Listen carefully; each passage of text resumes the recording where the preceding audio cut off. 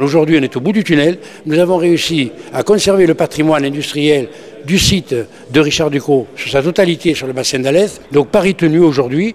Lors de la liquidation judiciaire de Richard Ducrot en 2011, le président du Grand Alès avait promis de réindustrialiser les 2 sites alésiens de l'entreprise.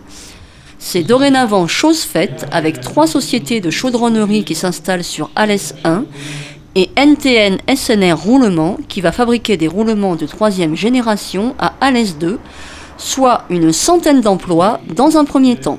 Nous allons utiliser les mètres carrés disponibles, loués par l'aglo, pour installer des machines dès mars 2013. Je suis d'Alès, mais je suis à l'étroit là où je me trouve.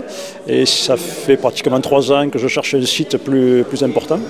Plus largement, la réindustrialisation de Richard Ducrot s'inscrit dans un contexte très favorable pour le bassin alésien, qui cumule les plus gros investissements industriels de la région.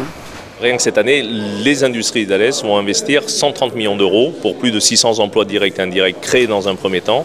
Et donc, sur plusieurs sites industriels aujourd'hui, Alès est retenu au niveau mondial dans beaucoup de domaines. Et je constate, dans l'annonce qui est faite, que plus de la moitié des entreprises citées sont des entreprises innovantes de haute technologie. Exemple, le Centre mondial de recherche et de développement de Crozet.